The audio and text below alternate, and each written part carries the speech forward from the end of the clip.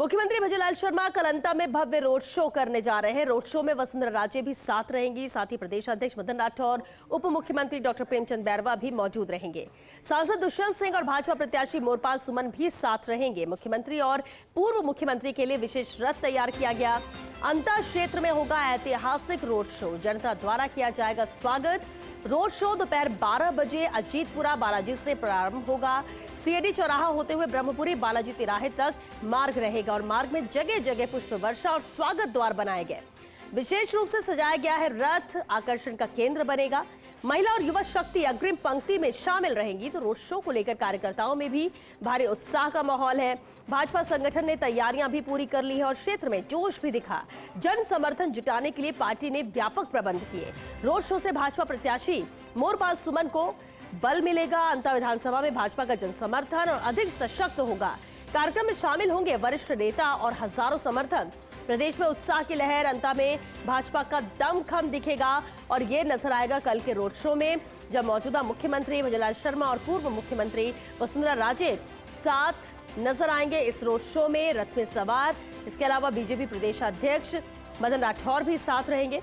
Deputy CM doctor Premchand Bairwa की भी मौजूदगी रहेगी, शामिल होंगे इस रोड शो में।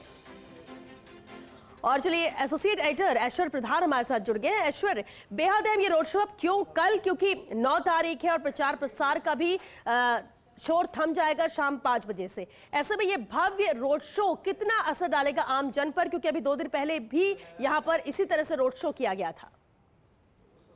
देखिए श्वेता, निश्चित रूप से ये जो रोड शो है ये बड़ा महत्वपूर्ण रोड शो होगा, क्योंकि पहले रोड शो को जो सफलता मिली है उस सफलता के बाद ये दूसरा रोड शो किया जा रहा है। मांगरौल के बाद अंता में भारतीय जनता पार्टी ने प्लान किया है और भारतीय जनता पार्टी ने ये तय किया है कि वापस से वसुंधरा राजे और दूसरी तरफ राजस्थान के मुख्यमंत्री भजनलाल शर्मा दोनों एक साथ रोड शो करें। तो ये तय मानकर चलिए कि इस रोड शो का बड़ा फर्क पड़ सकता है। मुकाबला यहाँ का रोचक हो चला है, बड़ा भारी मुकाबला है। और इस बात में कहने में मुझे कोई संशय नहीं है कि मोरपाल जो आज से 4 दिन पहले थे, उस 4 दिन पहले से अब कहीं ज्यादा आगे पहुंच चुके हैं। क्योंकि मोटे तौर पर अनुमान लगाया जाता है शुरुआती दौर में मोरपाल थोड़ा कमजोर प्रतीत आ रहे थे, लेकिन अब दिन ब दिन मोरपाल बड़े मजबूत होते दिखाई दे रहे हैं। पहले एक बार तो ऐसा लगा था कि क्योंकि माहौल जो था वो शुरुआती दौर में प्रमोद जैन भाया का सर्वश्रेष्ठ बहुत बड़ा माहौल बना हुआ था। उसके बाद नरेश मीणा ने माहौल बनाया, लेकिन भारतीय जनता पार्टी जब मैदान में आई और मैदान में उतरने के बाद सारे दिग्गजों को लगाया, तो दिग्गजों को लगाने के बाद ये तय मानकर चलिए कि चुनाव बेहद रोचक हो चला है। और यहाँ पर ऐसा नहीं कि कोई खास तौर पर आप उदाहरण के तौर पर देखें कि कोई छोटे नेता है, सारे बड़े नेताओं के दौरे भी शुरू हो गए। हालांकि ये बात अलग है कि कुछ एक बड़े नेताओं का इंतजार जरूर है कि वो क्यों नहीं आए या कब आएंगे, लेकिन वसुंधरा राजे और दुष्यंत सिंह भी वहां पर काफी कुछ तय करते हैं जो वहीं के रहने वाले हैं। लेकिन प्रेमचंद बैरवा हो, जोगाराम पटेल हो, जोराराम कुमावत हो, के बिश्नोई हो, या फिर दूसरे मंत्री हो, विधायक हो, अन्य विधायक को संजय शर्मा जा चुके हैं। किरोड़ीलाल मीणा कल उस क्षेत्र में थे। किरोड़ीलाल मीणा के भतीजे जो हैं राजेंद्र मीणा, वो लगातार वहां रहे। उसके अलावा आप देखिए कि जो कर्नल किरोड़ी सिंह बैंसला के पुत्र हैं विजय बैंसला, वो भी पहले वाले रोड शो के दौरान वहां पर मौजूद थे। तो दिग्गज जो है वो अपनी कोशिश कर रहे हैं। हालांकि जिसकी जितनी जरूरत संगठन समझता है या जो नेता समझते हैं स्वप्रेरित भाव से कि मुझे जाना चाहिए, वो जा रहे हैं। कल तक इस चुनाव में एक नई चीज दिखाई देती थी श्वेता, वो ये चीज दिखाई देती थी, ऐसे लगता था क्योंकि पार्टियों में नूरा कुश्ती के खेल चलते हैं, पार्टियों में अंदर खाने कई राजनीतियां होती हैं। कई बार जो दूसरे लोग होते हैं वो ऐसे होते हैं कि ये मानकर चलिए कि पार्टियों में कई बार कई लोग इस तरीके के मिलेंगे आपको कि अमूमन ऐसा होता है कि नूरा कुश्ती जैसे आरोप भी लग जाते हैं कि ये मिले हुए या नहीं मिले हुए, इस तरीके की कहानियां कई बार देखने को मिल जाती है।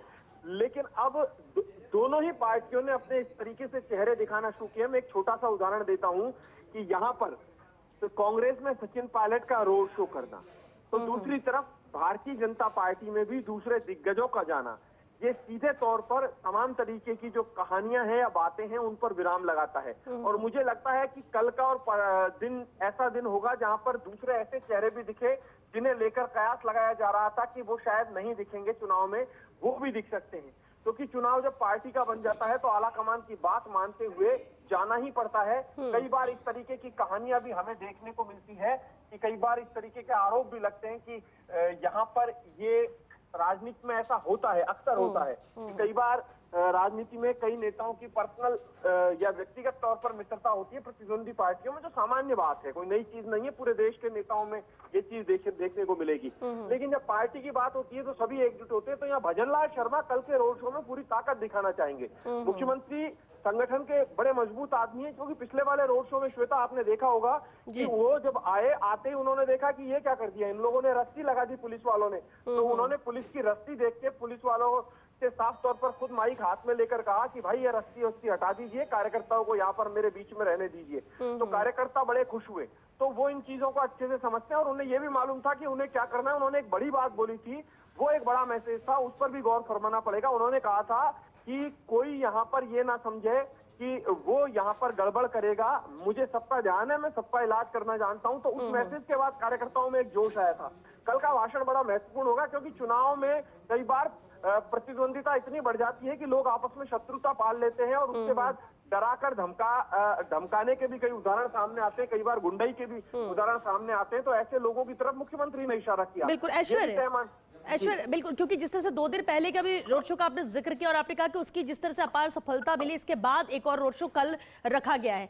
लेकिन अंतर विधानसभा इस चुनाव की बात की जाए, माना जा रहा है कि त्रिकोणीय मुकाबला है, मजबूत है और एक तरफा किसी पक्ष में जाता नजर नहीं आता। लेकिन रोड शो में जन समर्थन और वहां की समीकरण आपको क्या नजर आते हैं फिलहाल? देखिए श्वेता, निश्चित रूप से आपने बहुत अच्छा सवाल पूछा है कि राजनीति में रोड शो की जो भीड़ होती है, वो भीड़ कई बार रोड शो में बहुत ज्यादा भीड़ आ जाती है। रोड शो में मिसाल के तौर पर मान लीजिए कोई किसी एक जाति विशेष से ताल्लुक रखता है और उस जाति विशेष के लोग बड़ी संख्या में आ गए, लेकिन लोग उसको भीड़ सर्व जातीय जोड़कर देखते हैं। मैं मोरपाल सुमन की बात हो या प्रमोद जैन भाया की हो या नरेश मीणा की हो, तीनों में किसी की भी बात हो। लेकिन रोड शो जो है, रोड शो कभी भी ये तय नहीं करता है कि ये वोटर है। हो सकता है कि दूसरी जगहों से बड़ी बड़ी भारी भीड़ आ जाती है। बहुत देखते हैं हम कि नेता जो होते हैं वो पूरा जोर लगाकर दूसरी जगह के लोगों को बुलवा लेते हैं, साम दाम दंड भेद भीड़ को बुलाकर एक मैसेज देना होता है। लेकिन माहौल जो बनता है वो माहौल सिर्फ और सिर्फ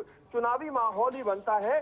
चुनावी माहौल जब बनता है तो चुनावी माहौल इस तरीके से बनता है कि नीचे के स्तर पर जो नुक्कड़ सभाएं होती है, गली गली में जो लोग जाते हैं, वो माहौल बनाता है। और यहाँ पर ये जो लड़ाई है, ये 3 तरीके की लड़ाई है श्वेता, यहाँ समझना पड़ेगा। पहली बात तो ये कि नरेश मीणा किस तरीके के लीडर हैं, युवा नेता है, और उनकी पहचान किस तरीके से है और उन्हें किस तरीके के लोग पसंद करते हैं, यहाँ पर मेरी बात पर गौर फरमाइएगा। तो दूसरी तरफ प्रमोद जैन भाया किस तरीके के लीडर हैं और उन्हें किस तरीके के लोग पसंद करते हैं और किस खेमे में वो अपनी पैठ रखते हैं। बिल्कुल ऐश्वर्य, ये ठीक कहा आपने कि जो भीड़ जुटती है रोड शो में वो वोटों में तब्दील हो ये जरूरी नहीं है, लेकिन भीड़ जुटने के बाद उत्साह जरूर बढ़ता है। अब देखना होगा कल का कितना दिलचस्प ये रोड शो रहता है और उससे भी अहम मुख्यमंत्री का भाषण। ऐश्वर्य, बहुत शुक्रिया आपका इस पूरी जानकारी के लिए।